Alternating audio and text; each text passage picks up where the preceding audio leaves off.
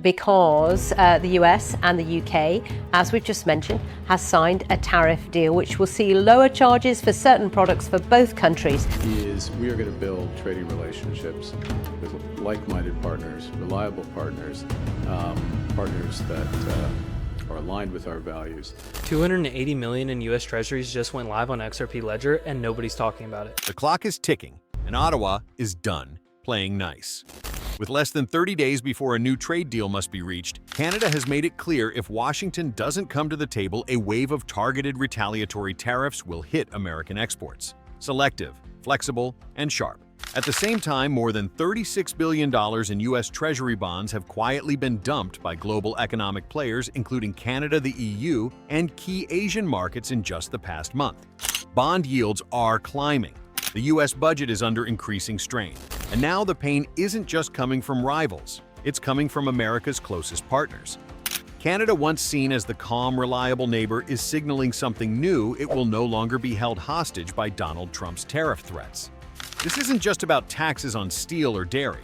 It's about a shift in power and a warning that even America's oldest allies won't stay silent forever. We are the U.S.'s best customer. That wasn't a diplomatic pleasantry, it was a warning shot. Canadian Ambassador Kristen Hillman didn't mince words, and she didn't need to. Because here's the truth most Americans overlook. Canada buys more goods from the U.S. than China, Japan, and the U.K. combined. That includes everything from cars and aircraft to corn and steel. This isn't just about trade flows, it's about lifelines. For hundreds of U.S. counties, especially across the Midwest, and the Rust Belt, Canadian demand is the only thing keeping factories running and jobs intact. And it goes further. Canada is the second largest foreign investor in the U.S. economy. Canadian pensions help fund U.S. infrastructure. Canadian utilities co-own American energy grids. Canadian banks underwrite housing and municipal bonds in over a dozen states. This isn't dependency, it's entanglement. But for too long, Washington acted as if leverage only flowed one way. That it could impose tariffs, demand concessions, and still count on Ottawa's quiet cooperation. That era is over. Because in 2025, Canada isn't just reacting, it's rebalancing, quietly, strategically, and with precision. Reducing exposure to U.S. bonds, building new trade corridors with the EU, preparing retaliatory tariffs that hit swing state industries where it hurts most agriculture, steel, and manufacturing. This is no longer a negotiation. It's a recalibration. And for Trump and anyone else in D.C. who still believes the myth that Canada needs America more than America needs Canada, this is the moment of reckoning. Because the truth is now unavoidable, the U.S. doesn't hold all the cards anymore. And in a world where even your closest allies start hedging against your leadership, what happens when you run out of friends willing to fund your future? Hey everybody, so back to yesterday's video regarding the US debt that Canada owns. So basically, like I told you guys yesterday, Canada owns roughly $328.7 billion of the American debt. From what we're understanding today, it's more like $400 billion of that debt that we own. Donald Trump sees tariffs as a weapon, and he doesn't hide it. Every trade threat is delivered like a campaign rally line. Every economic jab is choreographed for maximum political gain. It's a familiar playbook: punish allies publicly, then wait for them to crawl back to the table.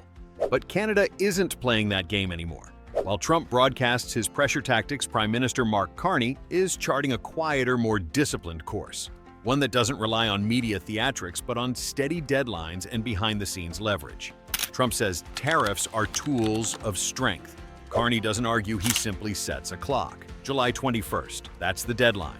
Either Washington offers a new fair trade deal, or Ottawa will respond with carefully calibrated retaliatory tariffs aimed directly at swing state industries that helped elect Trump in the first place.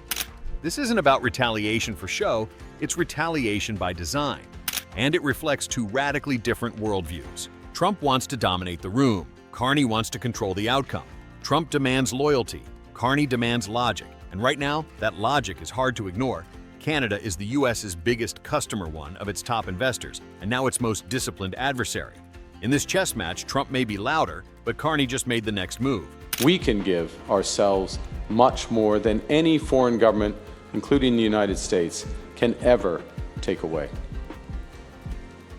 At the G7 summit in Canmore, Alberta, the cameras naturally gravitated toward Donald Trump. Loud, provocative, and impossible to ignore, the former president did what he does best: turn a multilateral gathering into a one-man show. From calling European allies ungrateful to warning Asian partners about economic betrayal, Trump made headlines. But while he performed for the cameras, someone else was quietly closing deals. Canadian Prime Minister Mark Carney didn't dominate the headlines, but he dominated the room. While Trump sparred with NATO partners over tariffs and troop commitments, Carney was behind closed doors finalizing investment pledges. By the time the summit ended, Canada had secured new funding commitments from the European Union, Japan, and key partners in the expanded G7. These weren't symbolic gestures. They were concrete pledges targeting clean energy, rare earth supply chains, and next-generation manufacturing across Canadian provinces. And this is the shift Canada no longer needs to beg Washington to open its market. It's opening itself to the rest of the world. Carney's strategy isn't built on provocation. It's built on partnerships. While Trump seeks applause, Carney is building alliances. One crafts sound bites, the other signs investment treaties. And at this year's G7, the world took note of the difference. While Donald Trump stood at the G7 podium repeating familiar slogans, "America first, fair trade, not free trade," the Canadian government was already 10 steps ahead, not with speeches, but with action. Behind the scenes, Prime Minister Mark Carney's team wasn't campaigning, they were preparing. 7 days a week, Ottawa's task forces have been quietly drafting a flexible tariff response, one tailored not for headlines but for impact. The goal: to make sure that if Washington refuses to deal fairly, Canada won't just retaliate, it'll adapt. At the same time, Canada is boosting domestic investment in strategic industries: battery technology, critical minerals, clean energy infrastructure. These aren't just economic sectors, they're shields, defenses against future American unpredictability. And perhaps most importantly, Carney's administration is accelerating efforts to redirect supply chains away from U.S. control. That means deeper trade ties with the EU, faster logistics corridors with Asia, and new infrastructure funding for ports and railways that don't pass through American territory. While Trump talks about leverage, Canada is building it, quietly, methodically, without threats, but with full readiness. It's not a threat, it's a fact. That's how Canadian officials framed it. No shouting, no theatrics, just a deadline, July 21st. If no progress is made on trade negotiations by then, targeted retaliatory tariffs will be activated immediately. Not as an act of revenge, but as a matter of policy. This isn't emotional diplomacy, it's measured economic defense. Canada's move is calculated, grounded in real trade data, and designed to protect industries that have been repeatedly targeted by U.S. tariff shocks: steel, aluminum, EV components, and agriculture. And it's not just Ottawa talking. Provincial governments, business councils, and labor unions have aligned on this front. Canada won't be a passive actor in a game of brinkmanship. If Washington wants to push, Ottawa is now fully prepared to push back with numbers, not noise. For Trump, ultimatums are part of the show. For Carney, they're simply a point on the calendar.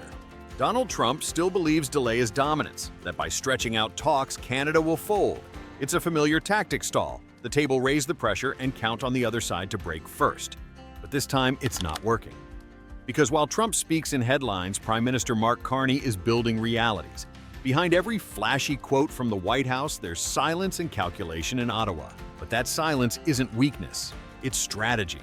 And it's beginning to show. The U.S. keeps repeating the same vague refrain: "We want a fair deal." Yet weeks into the standoff, there's been no concrete offer, no written framework, no roadmap forward. In contrast, Carney's government has quietly prepared a full spectrum of responses: technical tariffs, provincial support mechanisms, trade route recalibrations.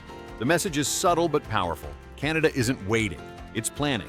Across provincial capitals, ministers are coordinating tax simulations and business outreach programs. Industry groups have been meeting daily, working with economists to model outcomes and adjust investments. Even supply chain contingencies are being activated, not in theory, but in practice. And here's the paradox: Washington still thinks it's holding the steering wheel. But in reality, it's sitting in the passenger seat of a vehicle already moving, one that's being driven by Canada, not the US. Trump assumes his unpredictability gives him leverage. But when unpredictability becomes the norm, it stops being power, it becomes noise. And that's exactly what's happening now. With every day of U.S. indecision, Carney's team gains credibility not just at home, but among Canada's G7 partners. Confidence is shifting. The room is listening to a different voice. And as the July 21st deadline approaches, Washington may finally realize the truth: Leverage doesn't come from dragging your feet. It comes from showing you're ready to walk away. And this time, Canada really is. Mark Carney isn't bluffing. While Trump oscillates between threats and theatrics, Canada has quietly moved into a position of readiness that speaks louder than any ultimatum. This isn't about waiting on Washington anymore. It's about building insulation economically, politically, and diplomatically. Over the past 6 months, Carney's administration has fast-tracked infrastructure investments across key provinces, launched strategic partnerships with EU and Asian firms, and approved over $11 billion in new clean energy and logistics corridors that deliberately bypass American ports. Behind closed doors, Ottawa has held over 40 bilateral investment meetings since April, with German, Japanese, and Scandinavian delegations, all seeking something the U.S. no longer reliably offers long-term certainty. And while Trump focuses on TV ratings and polling optics, Canada is drawing the real power players.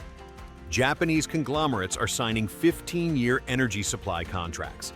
French agricultural buyers are locking in Canadian produce to sidestep U.S. customs chaos.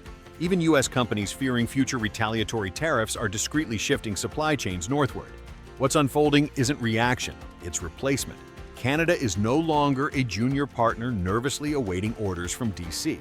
It is reorienting itself as a sovereign economic hub, offering what the United States increasingly can't: predictability, strategic clarity, and a functioning alliance framework. So when Carney says we're prepared with or without a deal, it's not posturing. It's a reflection of months of deliberate strategy. Because this time, Canada isn't playing defense, it's playing the long game. And for America, that should be the real warning shot. Trump speaks loudly. Carney moves quietly but decisively. While Trump throws threats to force a deal, Carney prepares for the possibility that there may never be one. The contrast couldn't be starker. One leads with noise, the other with strategy. And when the two finally stood across from each other in Kananaskis, it wasn't a handshake for the cameras. It was a showdown of political philosophies, of leadership itself. Trump, cornered by economic backlash and political instability, continues to gamble with tariffs, expecting others to blink first. But Carney, he didn't blink, he didn't bluster, he built. While Trump chased headlines, Carney chased alternatives, diversifying trade, investing in supply chain autonomy, and strengthening ties with allies who are tired of American unpredictability. What we witnessed at the G7 wasn't a policy disagreement. It was a turning point, a moment where one leader played politics and the other played history. Because when the noise fades and the markets sober up, one question will remain. Who would you rather bet your economy on, someone who threatens or someone who prepares? What do you think, is Carney quietly leading the West's next strategic realignment, or will Washington still force its way to the table? Drop your thoughts below, and don't forget to subscribe for weekly deep dives into global economics and geopolitical power shifts.